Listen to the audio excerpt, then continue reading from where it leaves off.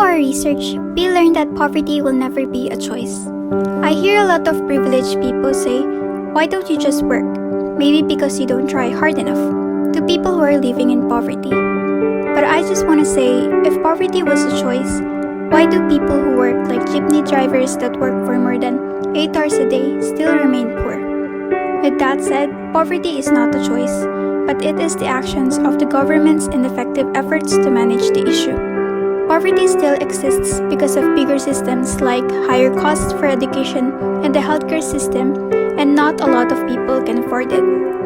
That is why, according to brokenproject.org, a lack of skills and education becomes the cause of one generation's poverty. There are still a lot of causes when it comes to poverty that can be prevented easily, but according to Bartleby, the mainstream society provides less importance to this serious problem because human life did undergo transformation from empathy to disinterestedness.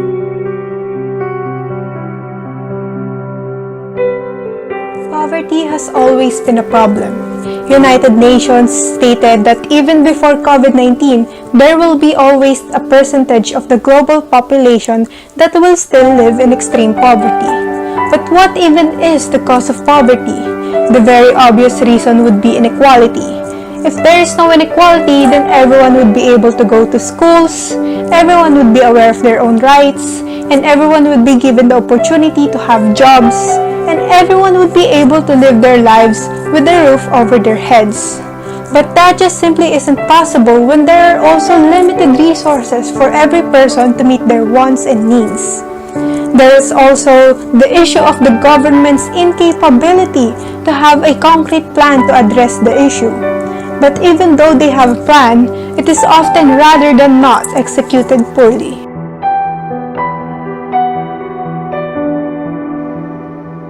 Poverty is often linked with negative effects. According to the United Nations in 2015, more than 700 million people all over the world still live in extreme poverty, finding it difficult to gain access to basic necessities like education, health, food, water, and sanitation.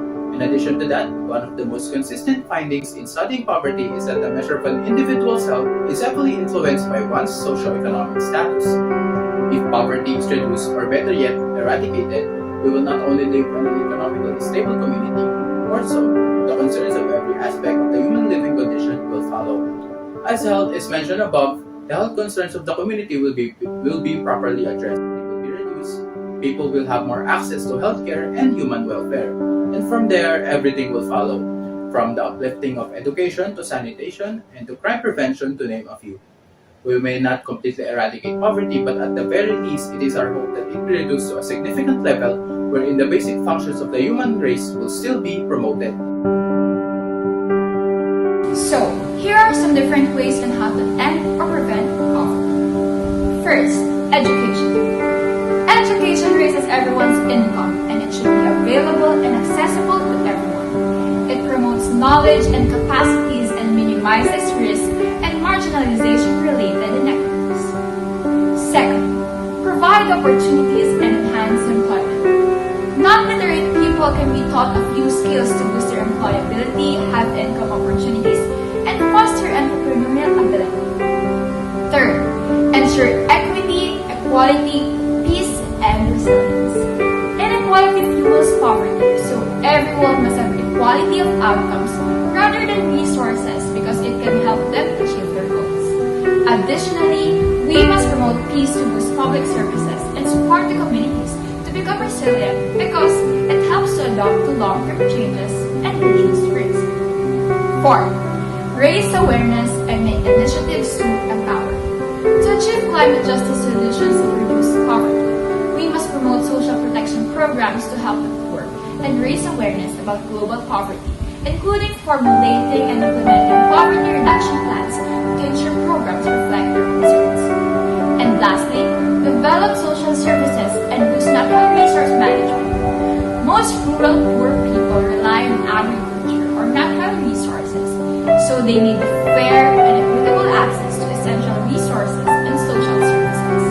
And the government must provide social safeguards and health services. And that concludes our presentation about the Sustainable Development Goal number 1, no poverty. I hope you learned a lot and thank you for watching.